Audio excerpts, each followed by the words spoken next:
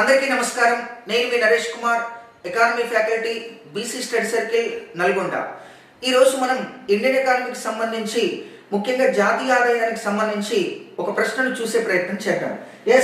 డిస్ప్లేలో చూపిస్తున్న విధంగా అభివృద్ధి చెందిన దేశాలు జాతీయ ఆదాయాన్ని లెక్కించడానికి ఈ పద్ధతిని అధికంగా ఉపయోగిస్తున్నారు. అభివృద్ధి చెందిన దేశాలు జాతీయ ఆదాయాన్ని లెక్కించడానికి ఈ పద్ధతిని అధికంగా ఉపయోగిస్తున్నారు.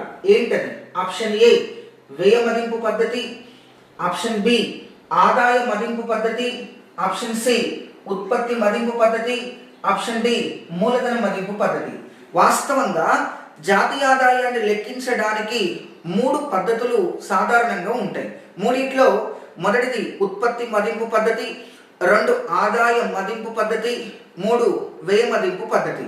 మరి అభివృద్ధి చెందిన దేశాలు జాతీయ ఆదాయాన్ని లెక్కించడానికి ఈ క్రింది ఏ పద్ధతిని అధికంగా ఉపయోగిస్తున్నారంటే ఆన్సర్ ఆప్షన్ ఏ వ్యయ మదింపు పద్ధతి ఈజ్ రైట్ ఆన్సర్.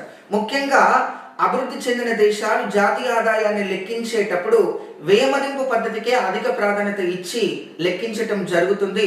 కాబట్టి ఇక్కడ ఆన్సర్ వచ్చేసి ఆప్షన్ ఏ వ్యయ మదింపు పద్ధతి ఈజ్ రైట్ ఆన్సర్. మరి మనలాంటి అభివృద్ధి చెందుతున్న దేశాలు జాతీయ ఆదాయాన్ని లెక్కించడానికి అధికంగా ఉపయోగిస్తున్న పద్ధతులు 1 ఉత్పత్తి మదింపు పద్ధతి, 2 ఆదాయ మదింపు పద్ధతి.